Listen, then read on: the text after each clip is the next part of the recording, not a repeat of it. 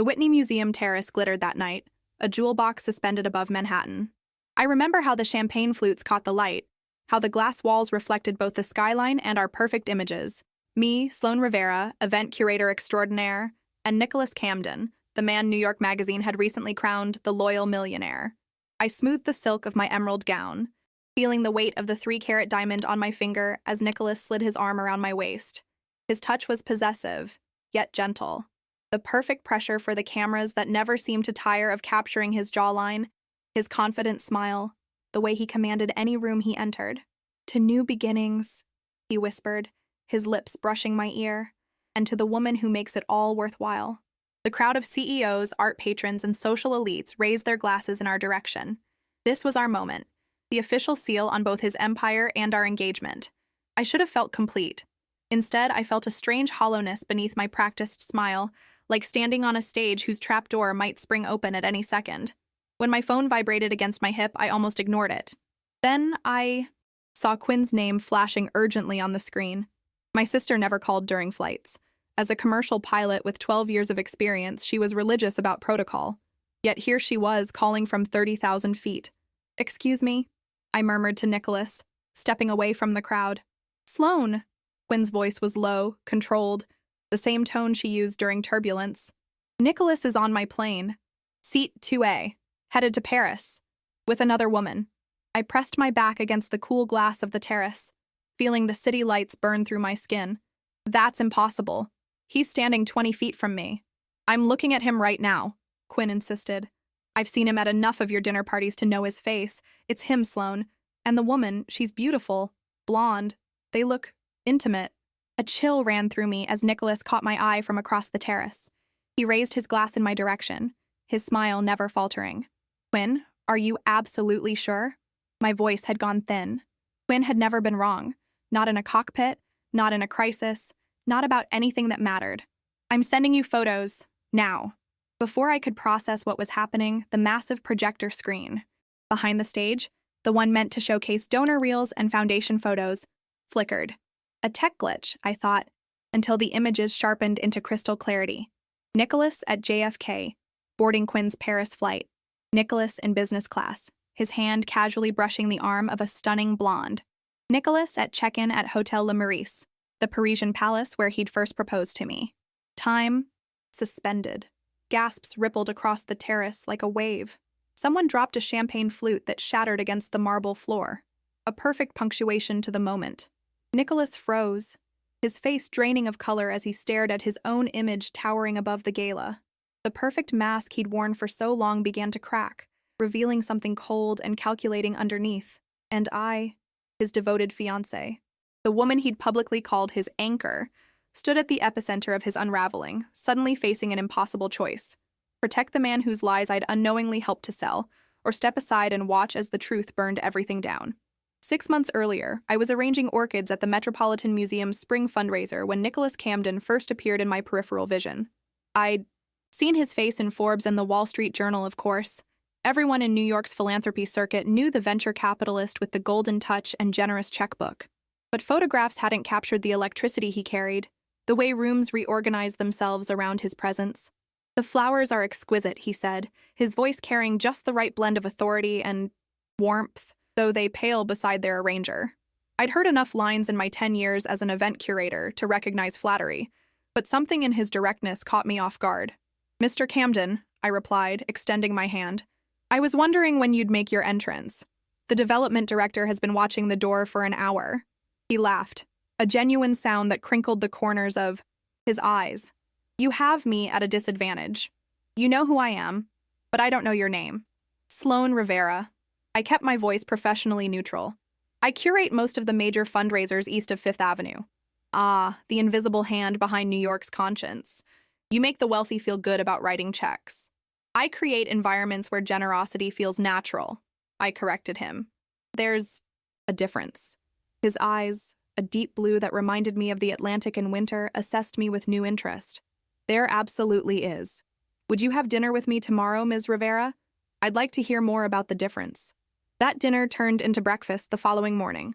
Nicholas was disarmingly present, asking questions about my Puerto Rican father who'd taught literature at City College, my mother's battle with lupus, and my sister Quinn's journey to becoming one of the few female commercial pilots at her airline.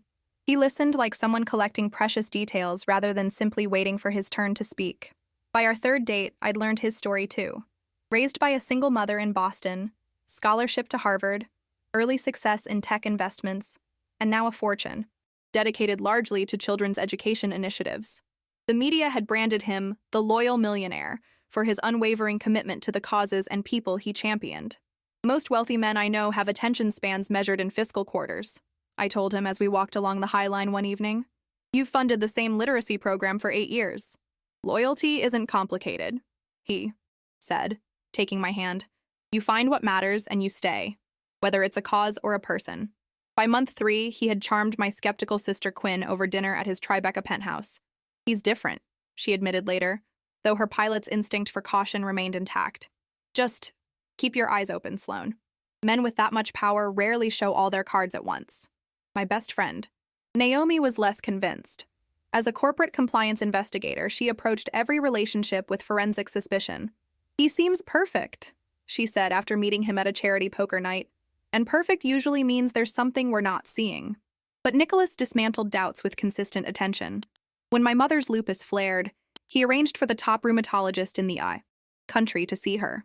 When Quinn faced sexism from a senior captain, Nicholas discreetly spoke to the airline's board chairman, a college friend. When I mentioned a school in the Bronx struggling to fund their arts program, he wrote a check the next day. You're going to make me unemployed, I joked after he donated to every charity I mentioned. Event curators need wealthy people to feel guilty, not generous. He pulled me close, his cologne, something expensive and earthy, enveloping me. I'd happily support you for life, but I know better than to suggest it. Your independence is what makes you extraordinary, Sloane. The proposal came at Hotel Le Meurice in Paris, during a weekend trip that felt plucked from a film. The suite overlooking the Tuileries Garden, the private dinner on the balcony, the vintage champagne, all of it orchestrated with the same precision Nicholas brought to his business dealings. You center me, he said, opening the emerald-cut diamond ring box. In a world where everything is leverage and advantage, you're the only person who makes me feel human. Marry me, Sloane. I said yes without hesitation. That night, wrapped in high thread count sheets, I felt a certainty I'd never known, that I'd found a man who saw me completely, who valued substance over spectacle. 3 months of engagement bliss followed. Nicholas integrated seamlessly into my life, charming my friends, supporting my work, and making himself indispensable in ways both large and small. We began planning a wedding at the Whitney Museum, an intimate affair for 200 of our closest friends, and New York's philanthropic elite. What I didn't see then were the hairline fractures forming in our perfect reflection, the business calls that pulled him away at strange hours, the assistant who rescheduled dinner plans with increasingly creative excuses, the trips to Silicon Valley that left no trace on his corporate calendar. I was too busy basking in our public glow. New York's most dedicated bachelor finally commits, read one society page headline, to notice how Nicholas seemed to exist in carefully separated compartments, with me occupying only one of them. It wasn't until the Whitney Museum Gala, the night that was supposed to cement our place as Manhattan's power couple, that those compartments would spectacularly collapse. And my sister Quinn, watching from a cockpit, bound for Paris, would be the one to strike the match. The first inconsistency appeared so subtly, I almost missed it. We were having brunch at Balthazar when Nicholas received a text that changed his expression for just a flicker, a tightening around his eyes, a momentary stillness. Everything okay? I asked, buttering a piece of sourdough. Board emergency, he replied smoothly. The Singapore deal might need restructuring. I'll have to fly out tomorrow morning. I nodded, accustomed to the demands of his position. How long will you be gone? 3 days, tops. I'll be back for the Hamilton benefit on Thursday. That afternoon, I called my mother to check on her health and mentioned Nicholas's trip. Oh, that's odd, she said. He just sent me an email about meeting for lunch on Tuesday to discuss my treatment options. When I brought this up to Nicholas that evening, he didn't miss a beat. I rearranged things, he explained, his fingers typing rapidly on his phone. I'll handle Singapore remotely and fly back Tuesday morning for your mom, then return Wednesday. It's not ideal, but family comes first. His thoughtfulness silenced my questions. Who flies halfway around? The world for a lunch meeting? Someone who truly cares, I told myself. A week later, I was organizing donor files in my home office when I noticed an investment report Nicholas had left open on his laptop. The document showed a complex web of shell foundations funneling donations through offshore accounts before they reached their stated beneficiaries. The structure seemed unnecessarily complicated for simple philanthropy. Naomi's voice echoed in my head. As a financial investigator, she'd always said, "Complexity hides intent. Good money moves in straight lines." When Nicholas returned, I casually mentioned the report. "Just tax optimization," he said, closing the laptop. "My foundation advisors handle it. Boring legal stuff that saves us millions to redirect to the causes that matter." He kissed my forehead. "Trust me, you don't want the details. I barely understand them myself." His dismissal should have bothered me, but then came the orchids, dozens of them, filling our apartment with the same flowers I'd been arranging when we first met. The card read, 100 days until I make you my wife, each one more precious than the last. Who could question a man who remembered such details? But the cracks continued forming. At a charity auction, the director of a Bronx after-school program approached me, confusion evident in her expression. "Ms. Rivera, we're deeply grateful for Mr. Camden's donation, but there seems to be a misunderstanding. The press release mentions $5 million, but only $500,000 has arrived. Our accountants have been trying to reach his foundation for weeks." I assured her I would look into it, embarrassment heating my cheeks. That night, I mentioned it to Nicholas. "Bureaucratic delay," he explained, pulling me onto his lap as we sat on our terrace overlooking Central Park. "The foundation is restructuring its disbursement protocols. The rest of the funds are in escrow. I'll have my team expedite it tomorrow." His kiss tasted like the expensive scotch he'd been drinking, and his hands found the zipper of my dress with practiced ease. Later, wrapped in sheets in his arms, I forgot to ask for more details. The pattern continued. Small inconsistencies followed by grand gestures that made questioning seem like ingratitude. A missed anniversary dinner because of an emergency board meeting that didn't appear on any corporate calendar was forgotten when he surprised me the next day with a private viewing at the Guggenheim. A strange woman calling his personal line at midnight was dismissed as a Swiss investor who doesn't understand time zones, and overshadowed by his announcement of a $1 million donation to my mother's lupus research foundation. "You need to be careful," Quinn warned during one of our sister brunches. "You're starting to sound like you're defending him instead of just loving him." I bristled at her assessment. "He's under immense pressure. Running an empire while trying to give half of it away isn't easy. All I'm saying is, pilots are trained to notice instrument discrepancies because small errors at 30,000 feet become catastrophic ones at landing. Your instruments are showing discrepancies, Sloan. Not everyone approaches relationships like a pre-flight checklist, Quinn." She set down her mimosa, hurt flashing in her eyes. "And not everyone wants to acknowledge turbulence until they're in a nosedive." I immediately regretted my sharpness. Quinn had always been my compass, the person who navigated through emotional storms with unwavering clarity. "I'm sorry," I said, reaching for her hand. "I'm just tired of people questioning the one thing in my life that feels certain." Her expression softened. "That's what worries me. You've never needed certainty before. You've always thrived on questioning everything." 2 weeks before the Whitney Museum Gala, Naomi invited me to lunch at a small cafe in Chelsea, far from our usual midtown spots. Her expression was grave as she slid a folder across the table. "I wouldn't be your friend if I didn't show you this," she said quietly. Inside were printouts of financial transfers, hotel receipts, and time-stamped emails, all documenting Nicholas's activities during periods when he'd told me he was elsewhere. A wire transfer to a luxury jewelry store in Paris on a day he'd supposedly been in meetings in Boston. A hotel reservation in his name in Miami when he'd told me he was stuck in London. "This doesn't mean he's cheating," Naomi said gently, "but it means he's lying about where he is and what he's doing with substantial amounts of money." I closed the folder, my hands trembling slightly. "You investigated my fiancé?" "No. I was investigating a hedge fund manager suspected of using charitable foundations for tax fraud." Nicholas's name kept appearing in the periphery of those investigations. "I didn't go looking for this, Sloan." I stood up, gathering my purse. "I can't have this conversation. Sloan, please." "No. Whatever he's doing, there's an explanation.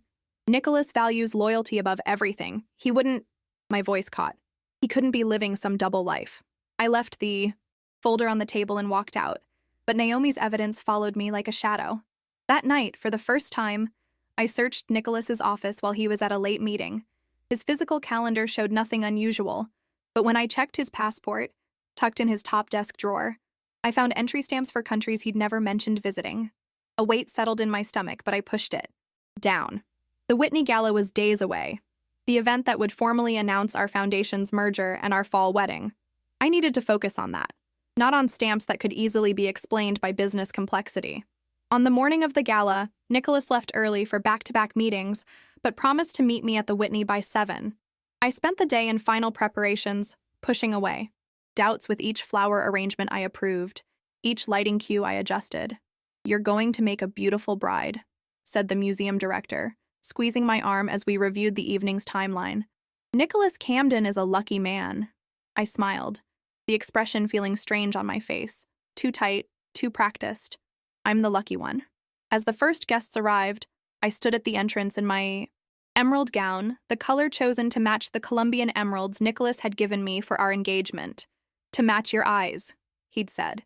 My sister Quinn had flown in that morning, but had to leave immediately for her Paris route, promising to be back for the weekend. "I'll send you selfies from the Eiffel Tower," she'd joked as she hugged me goodbye. "Try not to look too perfect in all the society photos tonight." As I greeted New York's elite, I couldn't shake the growing unease in my chest. Something felt wrong, like the subtle pressure drop Quinn described before a storm system.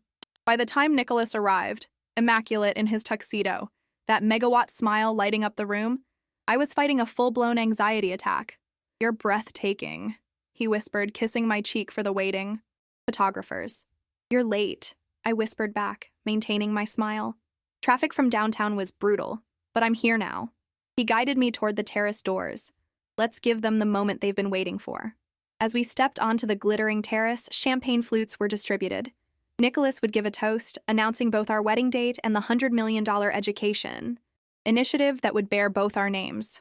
That's when my phone vibrated with Quinn's call. And in the next 5 minutes, as the projector flashed with impossible images of Nicholas on a plane he couldn't possibly be boarding, the perfect glass world we'd built began to shatter beneath my feet. The projector images froze time. I felt the weight of 200 stares as society's elite witnessed. Nicholas Camden existing in 2 places at once, beside me on the Whitney Terrace and simultaneously boarding a flight to Paris with another woman. "There must be some mistake," Nicholas said smoothly, his hand gripping mine so tightly it hurt. His voice carried just the right note of bemused confusion, but I felt him trembling. "Some sort of technical glitch or—" "It's not a glitch." The voice came from behind us, clear and firm. Naomi stood at the entrance to the terrace, tablet in hand. "And it's not the first time, is it, Nicholas?" The crowd parted as she walked toward us. I wanted to disappear, to sink through the terrace floor and free fall into the darkness below, but something kept me rooted in place.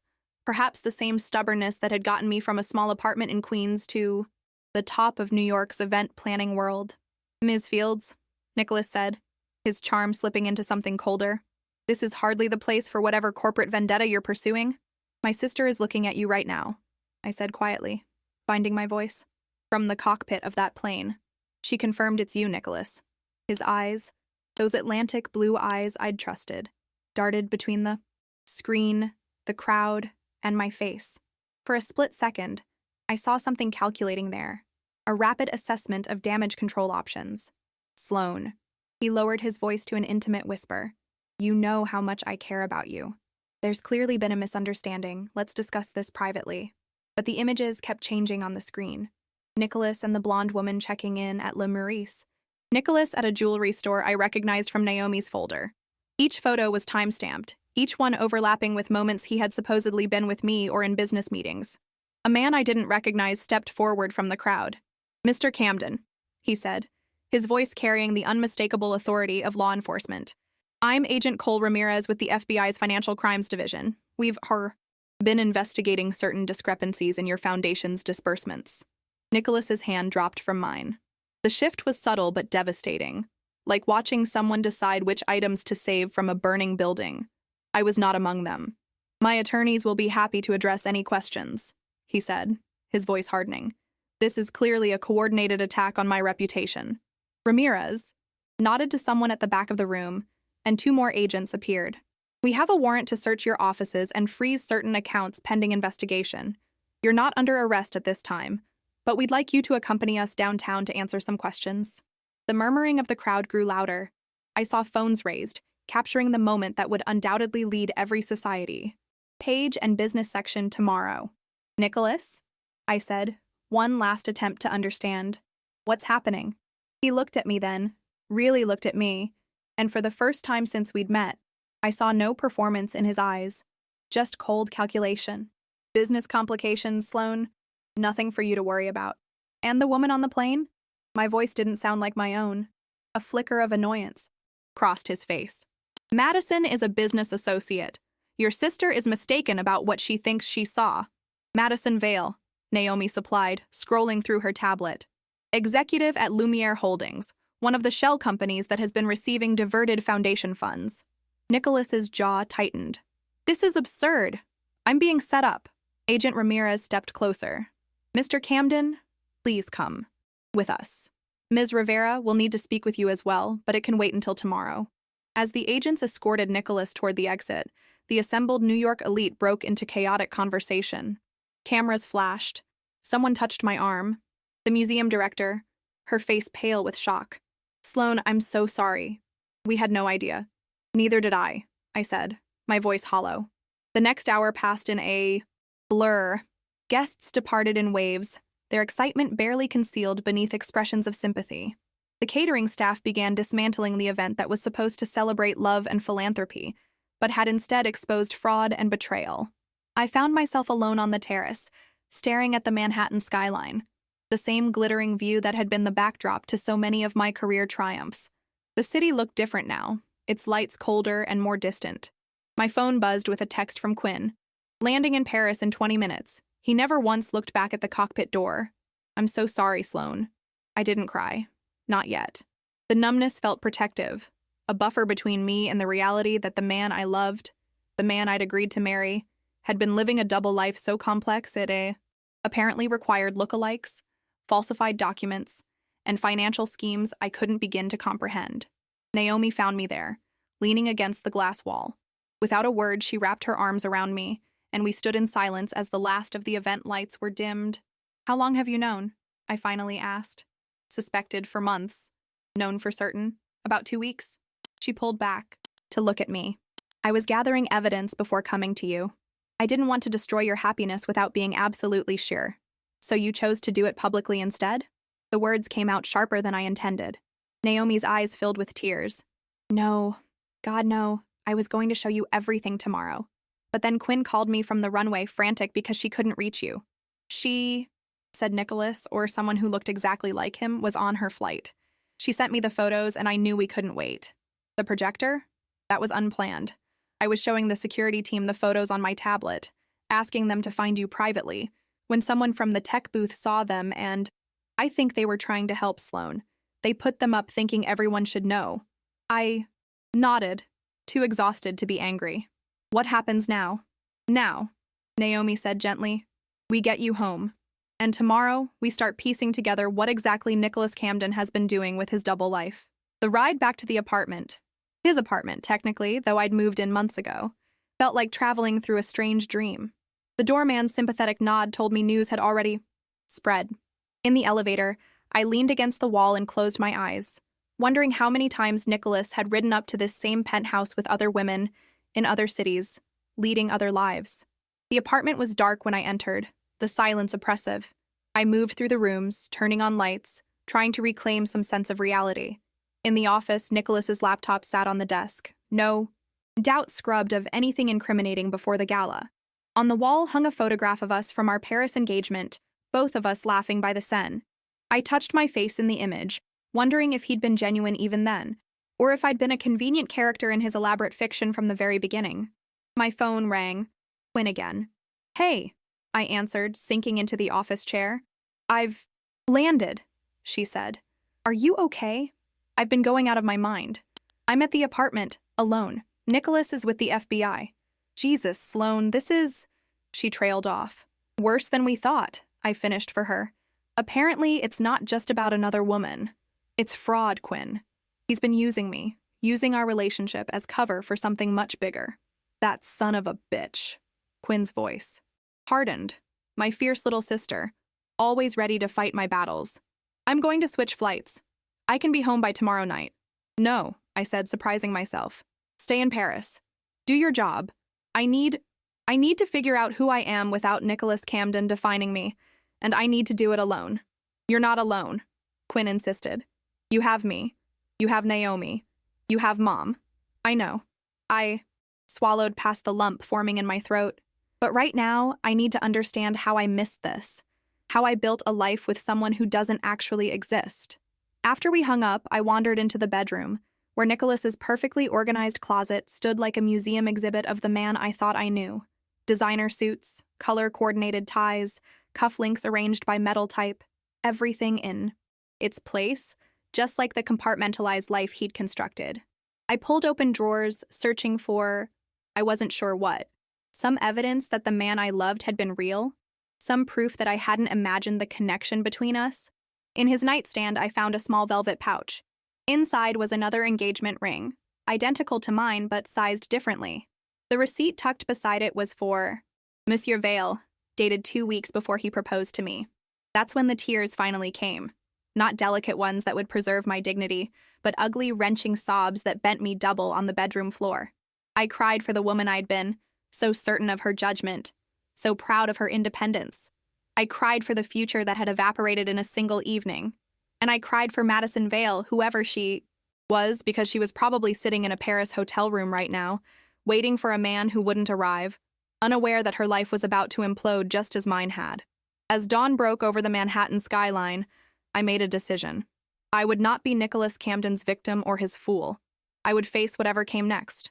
The FBI questions, the society gossip, the professional fallout, with the same strength that had built my career from nothing. I took off my emerald engagement ring and placed it beside the matching one meant for Madison. 2 women, 2 rings, 2 lives carefully separated by a man whose true loyalty had only ever been to himself. The FBI interviewed me for 6 hours the following day. Agent Ramirez was thorough but kind, his questions methodical as he pieced together my role, or lack thereof, in Nicholas's schemes. So you never questioned why the foundation required such complex routing for its donations? He asked, sliding a diagram across the table that looked like a spider's web of shell companies and offshore accounts. He said it was tax optimization, I replied, staring at the intricate financial architecture. I'm an event curator, Agent Ramirez, not an accountant. I trusted him.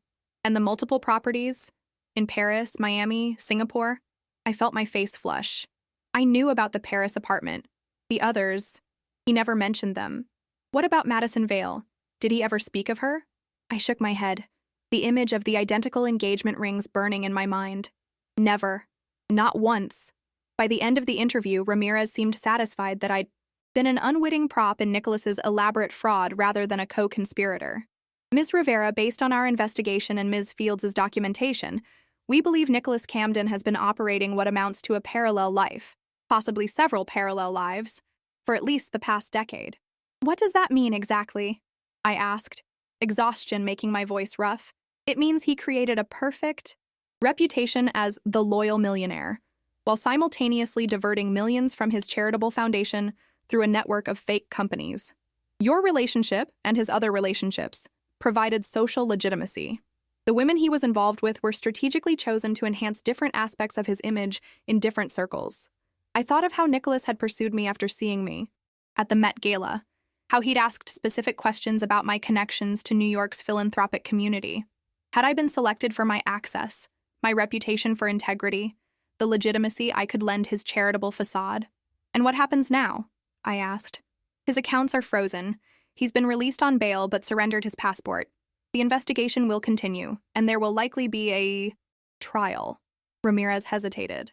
Ms. Rivera, I should warn you that this will become very public.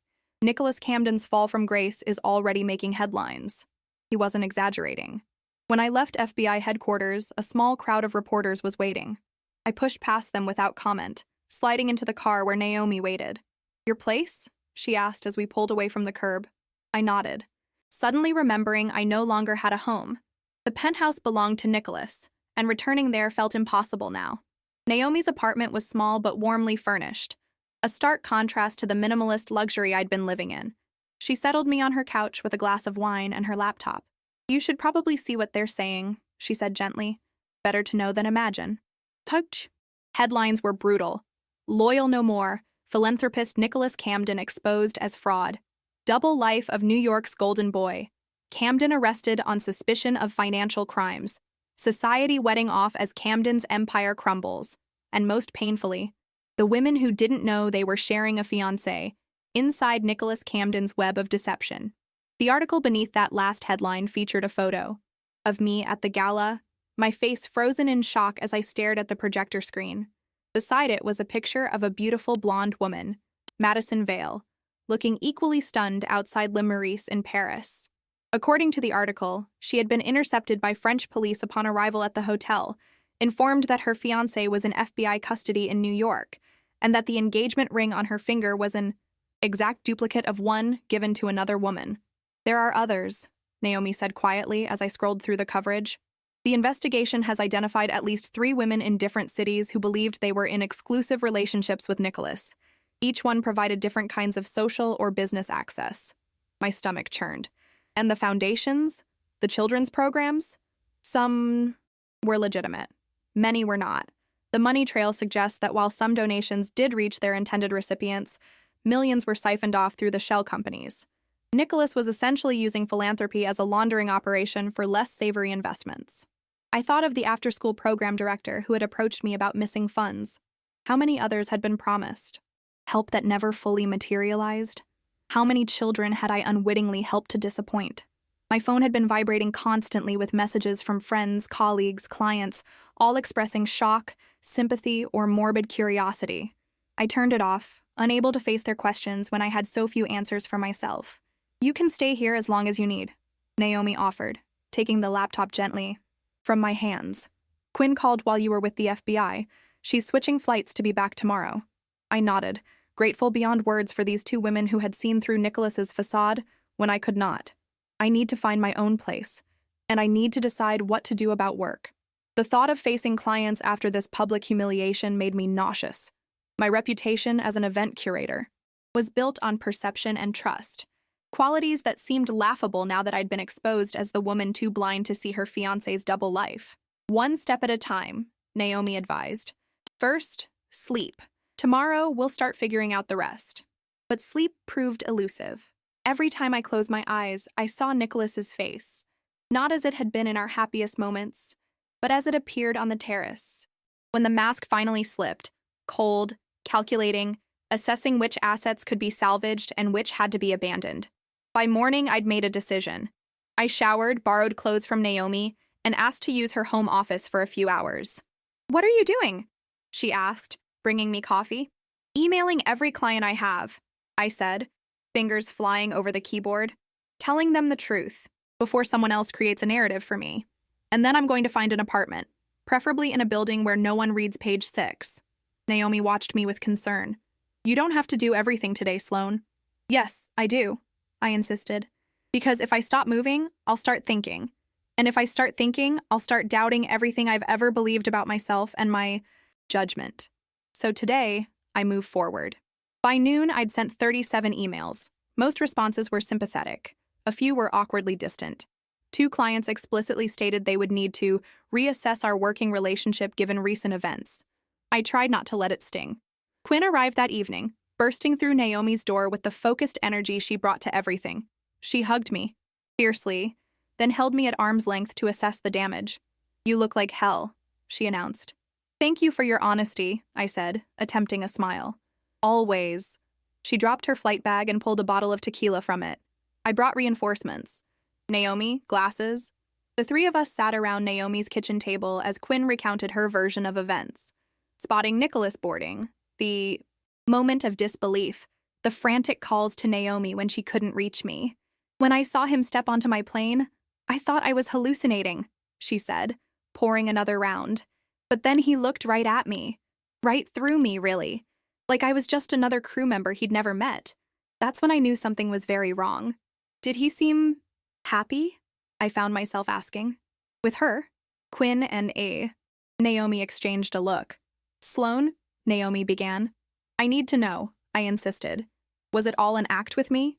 Was anything real?" Quinn sighed. He seemed like Nicholas always seems. Charming, attentive, completely in control. If you're asking me if he looked more genuine with her than with you, I can't answer that.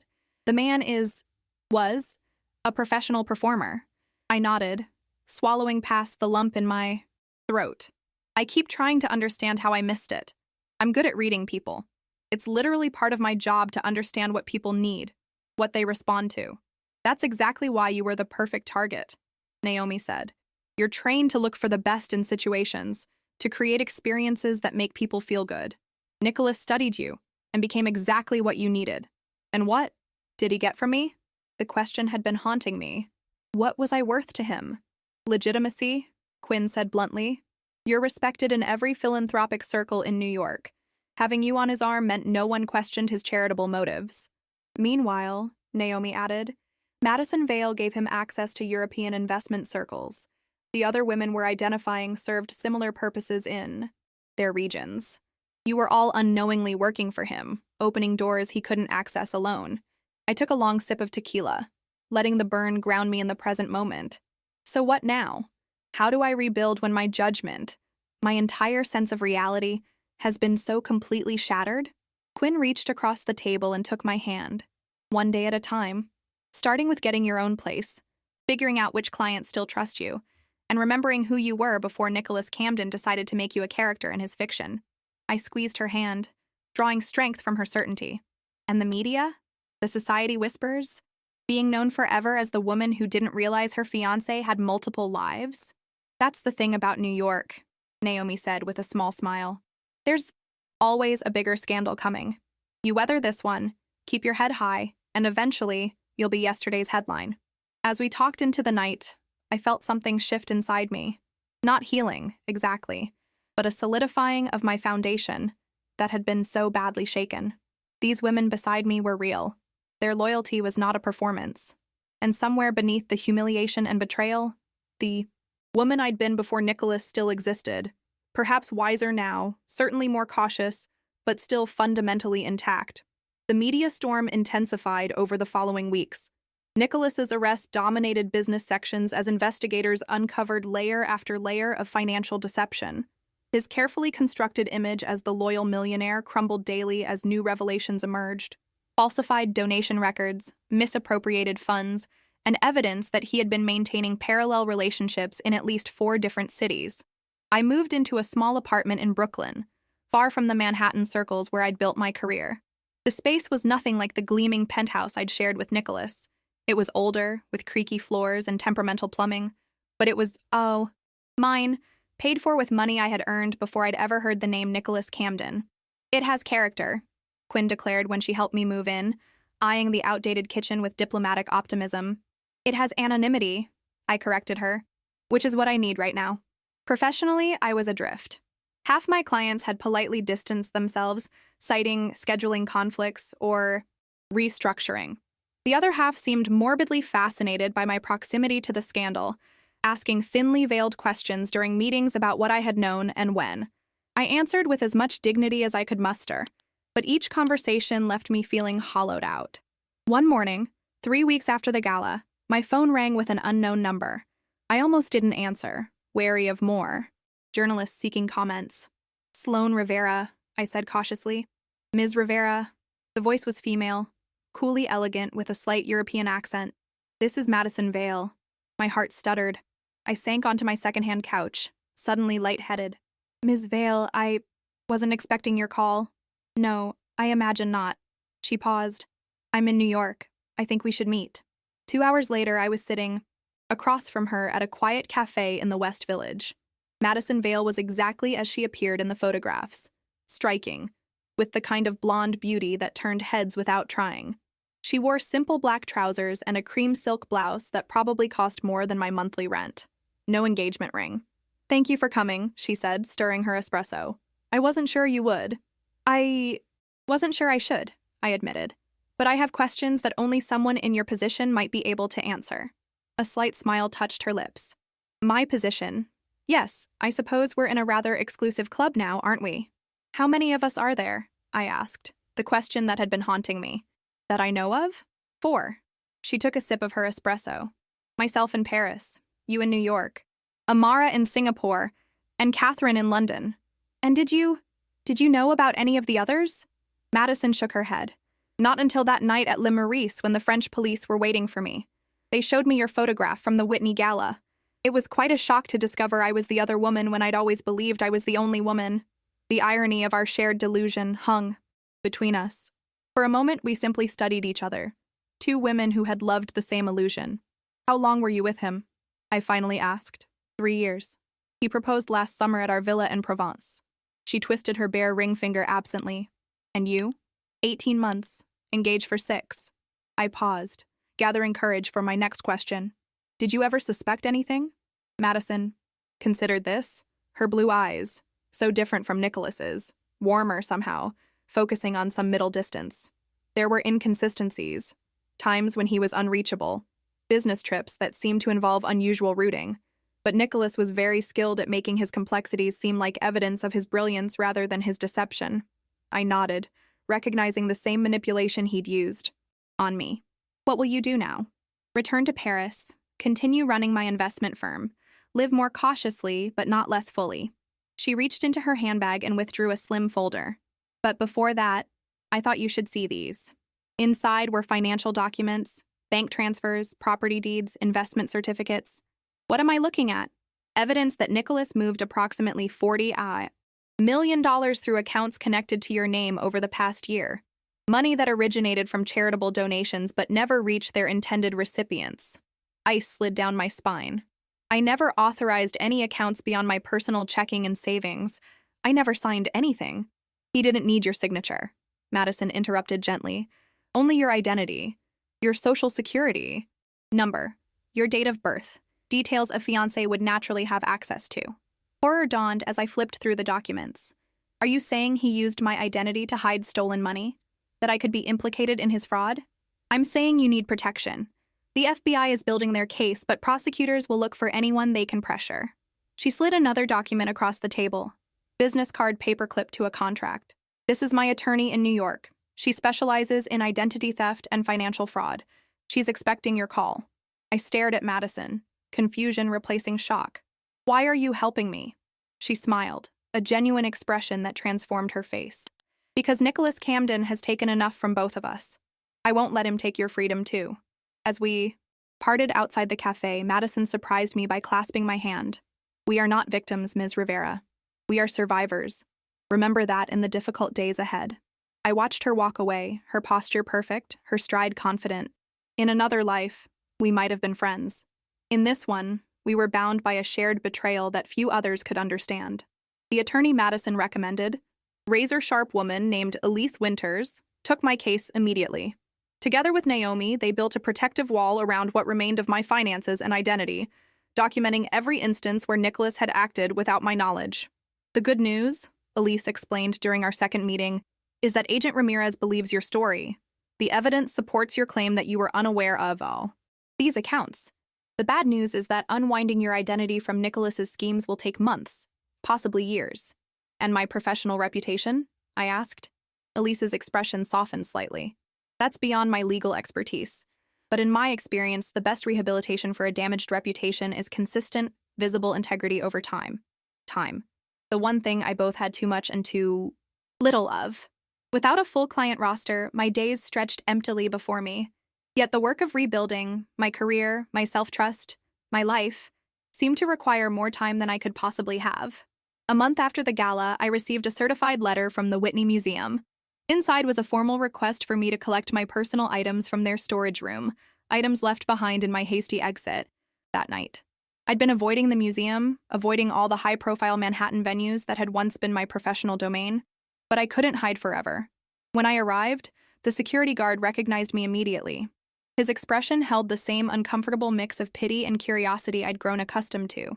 Ms. Rivera, your things are in the event office. I nodded my thanks and headed down the familiar corridor, bracing myself for sideways glances from staff who had once treated me with professional respect. Instead, I found the museum director waiting for me, her expression warm. Sloan, it's good to see you. Is it? I asked before I could stop myself. I would have thought I'd be persona non grata after what happened. What happened was not your doing, she said firmly. Nicholas Camden deceived everyone, including this institution. We lost a major donor and considerable face that night. She paused. But we gained perspective on what matters. Integrity matters. Truth matters. She handed me a small box containing the items I'd left behind, a designer clutch, a wrap, event notes that seemed to belong to another lifetime. Then she surprised me by adding, "The Pediatric Cancer Foundation is planning their annual benefit. They're looking for a new event curator. I gave them your name." I stared at her, uncertain I'd heard correctly. "You recommended me? After everything?" "Especially after everything.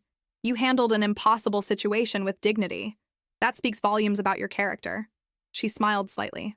"Besides, their previous planner left to work with another philanthropist who turned out to be even more problematic than Nicholas. They're gun-shy about big names now. They want someone with proven integrity, not just a society Rolodex." As I left the museum, box in hand, I felt the first genuine stirring of hope since the night my world imploded. One recommendation wouldn't rebuild my career overnight, but it was a start. An acknowledgement that I was more than Nicholas Camden's former fiancé or victim. That evening, I met Quinn and Naomi for dinner at a small neighborhood restaurant in Brooklyn, the kind of place that would never have appeared on Nicholas's radar. As we shared a bottle of wine, I told them about the museum director and the potential new client. "It's a good sign," Naomi said encouragingly. "People with actual principles recognize them in others." "Speaking of principles," Quinn interjected, "have you seen the news today?" I shook my head. I'd been limiting my media consumption, trying to focus on rebuilding rather than dwelling on Nicholas's continuing fall. "They found evidence that Nicholas has been using professional lookalikes for years," Quinn explained, pulling up an article on her phone. "Men with similar features who would appear at events or meetings when he needed to be in two places at once. Apparently, he maintained a network of them across different cities." I took the phone, scanning the article with a growing sense of unreality. The FBI had identified at least 3 men who had been paid to impersonate Nicholas at various functions, men with similar builds and coloring who, with the right styling and coaching, could pass as him in photographs or at crowded events. "So that night at the gala," I said slowly, "it could have been the real Nicholas on Quinn's plane and a double beside me, or vice versa." "The FBI thinks the real Nicholas was on the plane," Naomi said gently. "The foundation event was important, but routine. Something a well-trained double could handle." The Paris trip involved meeting with investors about new funding streams as the foundation scheme was starting to unravel. I handed the phone back, a strange laugh escaping me. "So I might have been engaged to the real Nicholas only part of the time? Some days I was with him and other days with a stand-in?" "Sloan," Quinn began, concern in her voice. "No, it's fine," I said, taking a large swallow of wine. "It's actually perfect. The man I loved might not even have been one man. He was a rotation of similar-looking actors playing a part. Just when I thought this couldn't get more surreal. The important thing," Naomi said firmly, "is that none of them were who they claimed to be. The character of Nicholas Camden, the loyal, devoted philanthropist, was always a fiction, regardless of which body was playing the role on any given day." I nodded, letting her words sink in. In a strange way, this new revelation was liberating. It confirmed what I'd been starting to accept, that the Nicholas I had loved had never existed at all. And that meant I hadn't lost a real person. I'd lost an elaborate performance designed to exploit my trust. "You know what the worst part is?" I said, looking between my sister and my friend. "For weeks I've been asking myself how I could have been so blind, how I could have missed the signs. But now I realize there was never a chance of seeing through it. The deception was too complete, too professional." "That doesn't make you naive," Quinn insisted. "It makes him a sociopath." "Maybe," I conceded. "But it also means I can stop blaming myself for not seeing what was designed to be invisible." For the first time since the gala, I felt something like peace settle over me. Not happiness, not yet, but a clearing of the fog that had surrounded me. Nicholas Camden had orchestrated an elaborate fiction using multiple bodies, bank accounts, and identities, but I was still just one woman, authentic and whole despite everything that had been stripped away. As we walked back to my apartment after dinner, Quinn linked her arm through mine. "You know what Mom always says? The truth has no time limit," we recited together, quoting our mother's favorite phrase. "The truth about Nicholas came out," Quinn continued, "and the truth about who you are will too. It just needs time to catch up to the lies." Looking up at the Brooklyn sky with fewer stars visible than I'd like but more than Manhattan ever offered, I let myself believe she might be right. The Pediatric Cancer Foundation became my first client in the new chapter of my professional life. Their annual benefit was modest compared to the galas I'd organized for Nicholas's circle, but planning it gave me purpose, a reason to get up each morning and face a world that had been reshaped by scandal. "We want something intimate but impactful," explained Dr. Leanne Mercer, the foundation's director. "Previous years have been too focused on impressing donors rather than connecting them to our mission." I nodded, taking notes in the small Brooklyn co-working space I'd rented. Gone were the days of meeting clients in sleek Manhattan offices with skyline views. What if we held it at the Children's Hospital itself? Transform one of the common areas into an elegant space where donors can see exactly where their money goes. Dr. Mercer's eyes lit up. "That's actually brilliant. Bring the donors to the children instead of creating some fantasy version of childhood cancer that's comfortable for wealthy people to consume." "Exactly. We'll need to be tasteful, of course. No exploiting the children's stories, but letting donors see the reality of the space, meet the staff, understand the daily victories and challenges. That creates a different kind of connection than champagne on a rooftop." As we developed the concept, I felt my professional confidence returning. This was what I'd always been good at before Nicholas, not just creating beautiful environments, but crafting meaningful experiences that connected people to causes they cared about. The foundation benefit was scheduled for exactly 3 months after the Whitney Gala disaster. In the intervening time, Nicholas's case continued to unfold in the media. He had been indicted on multiple counts of wire fraud, identity theft, and money laundering. His bail had been set at $10 million, which he'd paid without blinking, a reminder of how much wealth remained in his possession despite the frozen accounts. Madison Vale had returned to Paris but stayed in touch through her attorney, who kept me updated on the European investigations into Nicholas's activities. Apparently, he had used similar techniques across multiple countries, charitable foundations as fronts for moving money, relationships with well-connected women as social currency, and professional doubles to maintain his ubiquitous presence. The night before the pediatric benefit, I received a call from an unknown number. Against my better judgment, I answered. Sloan. Nicholas's voice, smooth as ever, sent a chill through me. "Don't hang up." I should have ended the call immediately.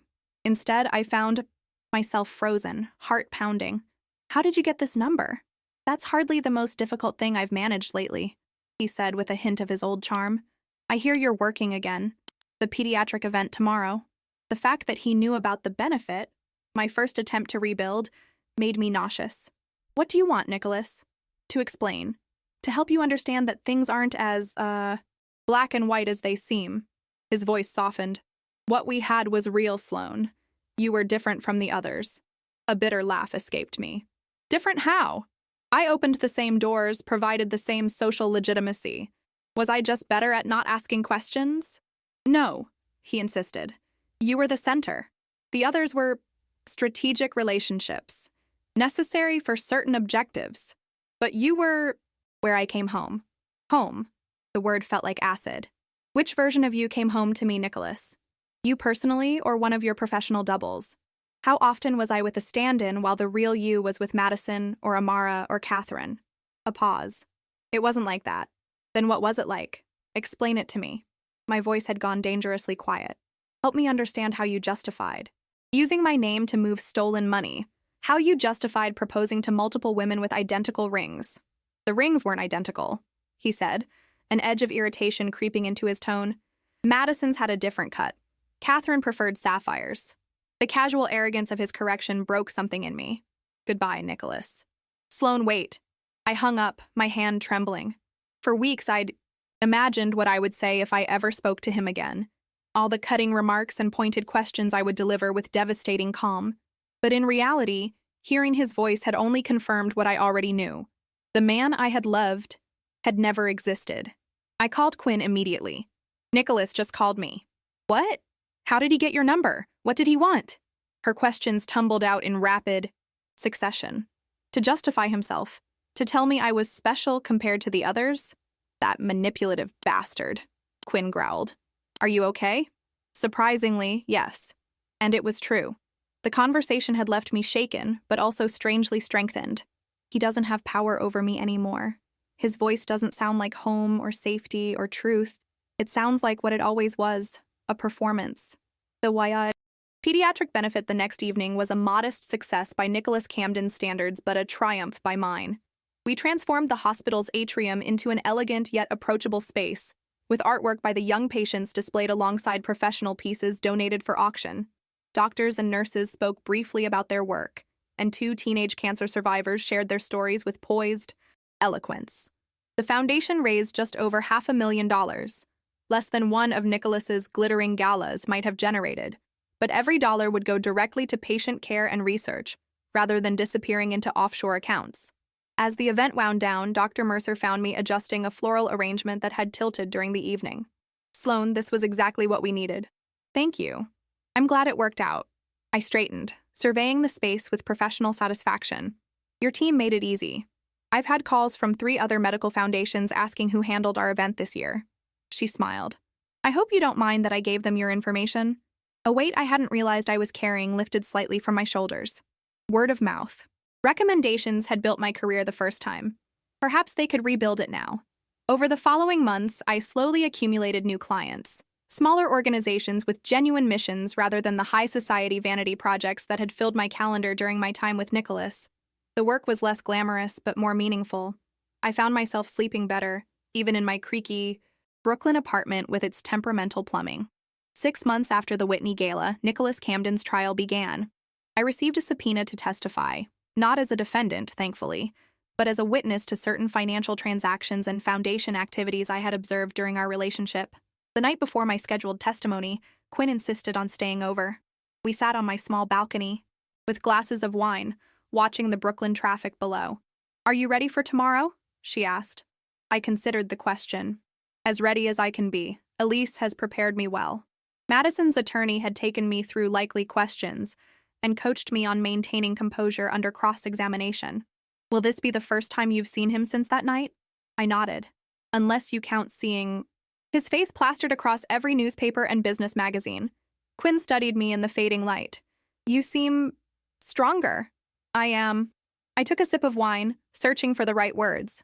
For a long time after the gala, I felt like I'd been hollowed out, like Nicholas had scooped out everything I thought I knew about myself and replaced it with doubt. But gradually, I've been filling that space, back up with things I know are true. Like what? Like the fact that I'm good at my work, that I have people in my life who love me for exactly who I am, not what doors I can open. That surviving humiliation doesn't define me, but it does reveal what I'm made of. I smiled at my sister. And that being Quinn Hart's big sister means I'm tougher than I look. She clinked her glass against mine. Damn right. The next morning I dressed carefully for court, choosing a simple navy dress that conveyed professionalism without the flashy elegance Nicholas had always preferred. Quinn helped me style my hair in a sleek, low bun. "Power hair," she declared, securing it with one final pin. "Channel your inner pilot." The courthouse was packed with media. I kept my eyes forward as I walked up the steps, Elise beside me providing both legal and physical protection from the shouted questions. Inside the courtroom, I finally allowed myself to look at Nicholas. He sat at the defense table in an impeccably tailored suit, his posture relaxed despite the circumstances. When our eyes met, he gave me a small, intimate smile, as if we shared a secret the rest of the room couldn't understand. I held his gaze for a long moment, searching for the man I had believed in so completely. All I saw was a performer playing his most challenging role yet. The wronged businessman, misunderstood by authorities who couldn't appreciate his financial genius. When I was called to testify, I walked to the witness stand with steady steps. After being sworn in, I looked out at the packed courtroom. Journalists scribbling notes, federal prosecutors watching intently, Nicholas studying me with those Atlantic blue eyes that had once seemed so sincere. "Ms. Rivera," the prosecutor began, "please describe your relationship with the defendant." I took a deep breath. Nicholas Camden was my fiancé. I believed we were building a life together based on shared values and mutual trust. I later discovered that everything I thought I knew about him was carefully constructed fiction. As I continued my testimony, detailing specific foundation events, conversations about charitable disbursements, instances where Nicholas had used my name or credentials without my knowledge, I felt a strange sense of closure forming. With each truthful answer, I reclaimed a piece of my narrative from the man who had tried to write me into his elaborate fraud. Nicholas watched me throughout, his expression never betraying anything beyond mild interest.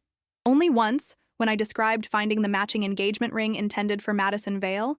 Did I see a flicker of genuine emotion cross his face, not remorse but annoyance at having his methods exposed so plainly? After 3 hours of testimony, I was finally excused. As I stood to leave the witness stand, Nicholas caught my eye one last time. The look he gave me wasn't apologetic or ashamed. It was assessing, as if he were calculating whether I might still be useful to him somehow. I looked away first, but not out of weakness. I simply had nothing more to say to the man who had used my love, my reputation, and my identity as props in his elaborate performance of success. Outside the courthouse, Quinn waited with Naomi. They flanked me as we descended the steps, a protective formation against the shouted questions from reporters. "How did it go?" Naomi asked when we were safely in the car. "It went," I said, leaning back against the headrest. "I told the truth. Whether it makes a difference in the verdict remains to be seen." "Did seeing him again affect you?" Quinn asked carefully. I considered the question. Not in the way I expected. 6 months ago, I was heartbroken over losing Nicholas. Today, I realized I never had him to lose. You can't lose something that never existed. As we drove back to Brooklyn, I felt lighter than I had in months. Not because the pain had disappeared entirely, but because I had finally separated it from my sense of self. Nicholas Camden had taken many things from me, but he hadn't taken my core. That remained intact, perhaps stronger for having been tested so publicly. The rebuilding would continue, brick by brick, client by client, truth by truth. But for the first time since that night on the Whitney Terrace, I believed completely in what I was building. A life that was authentic, humble in its scale perhaps, but entirely my own. Nicholas Camden's trial lasted 7 weeks, dominating financial news and society columns alike. I followed it from a distance, focusing on rebuilding my business rather than dwelling on each new revelation about the man I'd almost married. The prosecution presented a damning case, exposing a decade-long scheme of financial manipulation and identity fraud that went far beyond what even I had imagined. Nicholas had created an elaborate network of shell companies and fake charitable foundations, using his public persona as the loyal millionaire to deflect scrutiny while siphoning millions from donors who believed they were supporting children's education. More disturbing were the details about his personal life. The 4 women he'd been simultaneously engaged to, myself, Madison in Paris, Amara in Singapore, and Catherine in London, were just the surface. The FBI had identified at least 3 other long-term relationships he maintained in different cities, each woman strategically chosen for the social, business, or political access she could provide. "It's like he was building a human infrastructure," Naomi explained one evening as we reviewed the day's testimony. Each woman was a node in his network, opening doors in specific circles that he needed to expand his scheme. The use of professional doubles was confirmed as well. Nicholas had employed at least 4 men with similar physical characteristics who, with the right styling, could pass as him at events where his presence was expected but not closely scrutinized. This explained how he had maintained the illusion of being in multiple places simultaneously, how he could be boarding Quinn's flight to Paris while also standing beside me at the Whitney. The most painful testimony came from Nicholas's former assistant, a nervous young man named Jeremy, who had managed the complex logistics of his multiple lives. Mr. Camden kept detailed dossiers on each relationship, Jeremy I. testified. Preferences, important dates, personal details about family members, all organized so he could maintain consistency across interactions, even when he was using a stand-in. The thought of Nicholas maintaining a file on me, cataloging my tastes and vulnerabilities like a character study, made me physically ill. I'd been cast in a role I never auditioned for, playing opposite a man who had scripted every interaction to extract maximum value. Madison Vale testified via video link from Paris, her composed demeanor cracking only once, when describing the moment French police intercepted her at Le Maurice with the news that her fiancé had been arrested in New York. "I believed I was building a future with a man who loved me," she said simply. "Instead, I was a convenience, a European, business contact with a valuable social network." Nicholas himself took the stand in the final week, delivering a masterclass in controlled charm. He acknowledged certain financial irregularities, but insisted they resulted from overly complex charitable structures rather than intentional fraud. He expressed regret for miscommunications in his personal relationships, but stopped short of admitting deliberate deception. When questioned about the multiple engagements, he smiled with disarming candor. "I genuinely cared for each of these women. Perhaps I was over-ambitious in my personal commitments, just as I was in my business endeavors. The casual reframing of serial betrayal as overambition sparked outrage in the courtroom, and in me, watching the highlights later. It was quintessential Nicholas, transforming calculated manipulation into an almost admirable character flaw, a mere excess of positive qualities. The jury deliberated for just 3 days before returning their verdict, guilty on all counts. Nicholas Camden, the man New York society had once celebrated as the paragon of loyalty and generosity, was sentenced to 15 years in federal prison and ordered to pay $78 million in restitution. I wasn't in the courtroom for the verdict. Instead, I was at a small community center in Queens, finalizing arrangements for a fundraiser supporting adult literacy programs, the kind of meaningful work that had drawn me to event planning long before I'd met Nicholas. When Quinn called with the news, I stepped outside into the spring sunshine. 15 years, she said without preamble, and they've frozen all his remaining assets. I closed my eyes, letting the information settle. Is it enough? For what he did to you? To all those women? To the charities that never got their money? No. Quinn's voice was firm. But it's something. That evening, Naomi, Quinn, and I gathered at my apartment, no longer the creaky Brooklyn rental, but a modest one-bedroom. I'd purchased in Astoria with savings I'd managed to protect from Nicholas's schemes. We opened a bottle of champagne, not to celebrate a man's downfall, but to mark the closing of a painful chapter. To justice, Naomi offered, raising her glass. However imperfect. To fresh starts, Quinn added. However challenging. I lifted my own glass. To truth, however difficult. As we sipped our champagne, I reflected on the year that had passed since the Whitney Gala. My professional reinvention was taking shape. I'd built a smaller but more meaningful client base, focusing on organizations with genuine missions rather than vanity projects for the ultra-wealthy. I'd co-founded a small consulting firm with Naomi, helping nonprofits verify the transparency of their donors and establish secure financial channels. Have you heard from any of the others? Naomi asked, refilling our glasses. Madison or the others? I nodded. Madison called after the verdict. She's doing well, using her experience to advocate for stronger financial transparency laws in the EU. I hesitated. She mentioned that Amara and Catherine have been in touch with her too. They're considering some kind of joint initiative to help women who've been victims of identity theft and financial abuse. You should join them, Quinn suggested. Who better to help build something like that? Maybe, I said, not ready to commit but no longer dismissing the idea outright. For now, I'm focused on rebuilding here.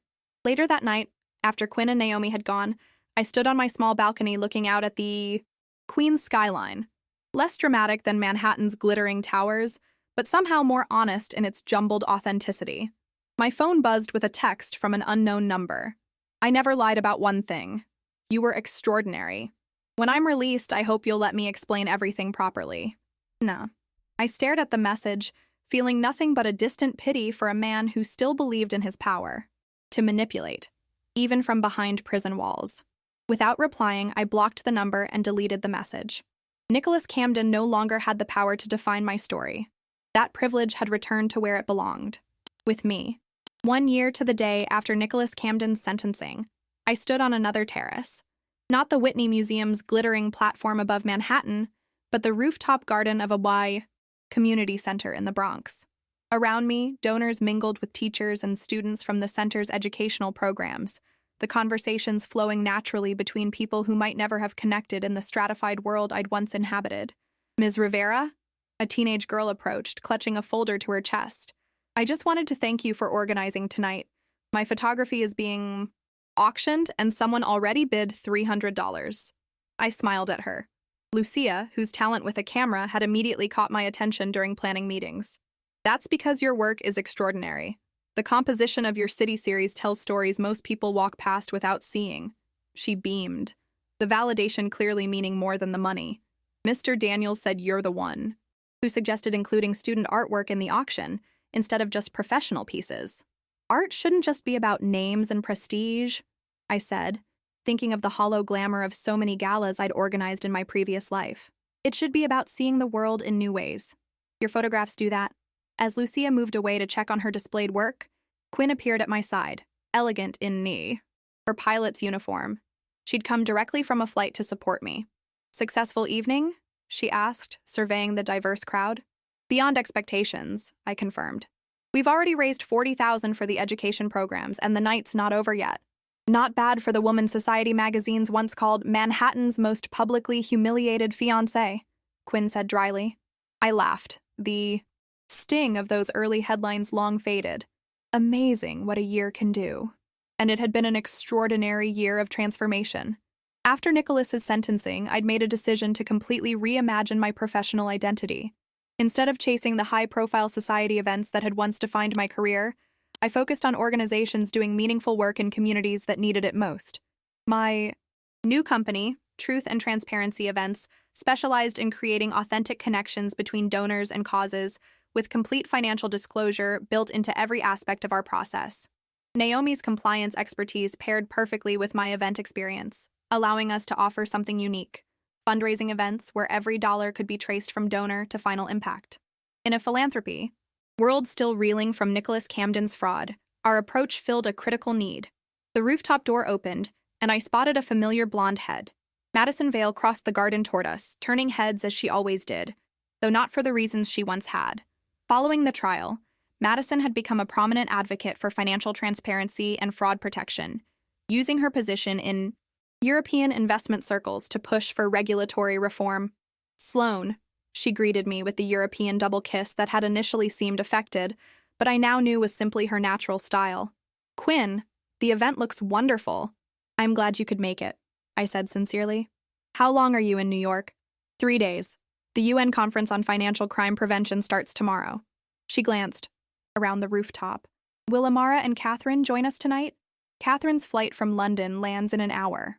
Amara couldn't make it this time. Her twins are due next month, and her doctor advised against travel." Madison smiled. 4 women who once unknowingly shared a fiancé, now partners in fighting the system that enabled him. Who would have predicted that? It was indeed an unlikely alliance. 6 months after Nicholas's sentencing, Madison had approached me with an idea: creating a foundation dedicated to protecting women from identity theft and financial exploitation. Amara from Singapore and Catherine from London had already signed on. Would I join them? Initially hesitant to associate myself with anything that referenced the Nicholas chapter of my life, I'd eventually recognize the power in reclaiming our narrative collectively. The Phoenix Foundation had launched 3 months ago with offices in 4 cities, offering legal support, financial counseling, and advocacy for women whose identities had been stolen or manipulated by partners, employers, or institutions. "The first grant applications are coming in next week," Madison said, accepting a glass of champagne from a passing server. "We should have our inaugural recipient by month's end." As the evening progressed, I found myself constantly in motion, checking on auction items, introducing donors to program directors, ensuring the event maintained the perfect balance of purpose and pleasure. This was the work I'd always loved, stripped of pretense and redirected toward genuine impact. Near the end of the night, as the fundraising total was announced, $58,000, far exceeding our goal, I stood at the edge of the rooftop, taking a moment alone. The Bronx spread before me, a complex tapestry of lives and stories so different from the sanitized luxury Nicholas had enveloped me in. "You look content." Naomi joined me, her investigator's eyes missing nothing. Not just professional satisfaction, actual peace. I considered her observation. "I am. Not because everything's perfect, but because everything's real." I gestured toward the crowd behind us. "These connections, this work, it's authentic. No one's using anyone else as a prop or a stepping stone."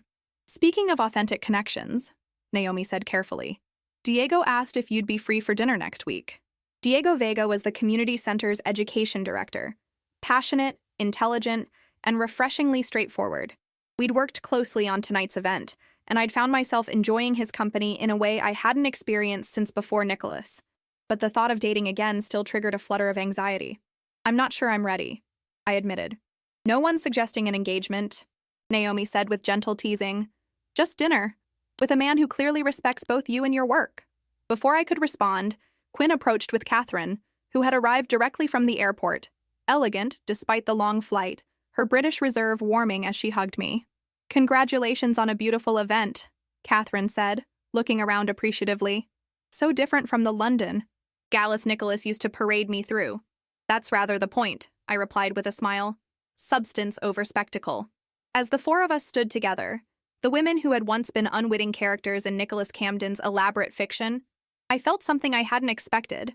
Gratitude. Not for the betrayal or the public humiliation, but for the clarity that had emerged from the wreckage. Have you seen the latest? Catherine asked, pulling out her phone to show us a news alert. They found another $2 million in a Cayman Islands account under one of his aliases. More restitution for the defrauded charities. Good, Madison said firmly. Every dollar back where it belongs. Later, as the event wound down, I found myself alone with Quinn on the rooftop. The staff were clearing the last of the displays, and the night air had cooled to a pleasant crispness. Remember what you said to me the night before the Whitney Gala? Quinn asked. You were nervous about speaking in front of all those society people, and I told you to just be yourself. I nodded, the memory bittersweet. And I said, which self? The event planner, the fiancé, or the girl from Queens who still can't believe she's here? You were trying to be all those versions at once, Quinn observed. Now you're just Sloane. Just Sloane, I repeated, testing the simplicity of it. It's enough, isn't it? It always was. She squeezed my hand. You know what Mom would say? The truth has no time limit, I finished for her. As we left the rooftop, I paused for one last look at the night sky above the Bronx. Fewer stars visible than I'd like, but more than enough to navigate by. Nicholas Camden had taken many things from me. My naive trust, my financial security for a time, my belief in my own judgment. But he had given me something unintentionally valuable in return, an unshakable commitment to truth, transparency, and the quiet dignity of a life lived authentically. The empire Nicholas had built on lies had collapsed in seconds that night at the Whitney. But what I had rebuilt in its place, a life of modest scale but genuine substance, would endure, precisely because its foundation was real. The next morning, I met Diego for coffee to review the event's success. As we sat across from each other at a small Bronx cafe, his enthusiasm for the educational programs the fundraiser would support was infectious. The photography program alone will double in size now, he said, pushing his glasses up with an unconscious gesture I'd come to find endearing. Lucia's already talking about mentoring the younger students. She has a natural eye, I agreed, and a teacher's instinct for sharing what she knows. A comfortable silence fell between us, broken when Diego asked, Would you consider having dinner with me next week? Not to discuss work. I felt the familiar flutter of anxiety, but beneath it, something new. A quiet certainty that I could trust my own judgment again, that I could distinguish between performance and authenticity. I'd like that, I said simply. Later, walking home through my new neighborhood, not Manhattan's glossy streets, but Astoria's diverse, vibrant blocks, I thought about the journey of the past 18 months, from the Whitney Terrace to this moment, from Nicholas Camden's perfect fiction to my imperfect but honest reality. I had lost an illusion but found myself. I had been publicly humiliated but privately strengthened. I had been one woman among many in a manipulator's collection, but was now part of a powerful alliance helping others avoid the same fate. Status can be staged. Character cannot. True wealth is not what dazzles under chandeliers, but what remains when the lights come up. And what remained after everything was exactly enough.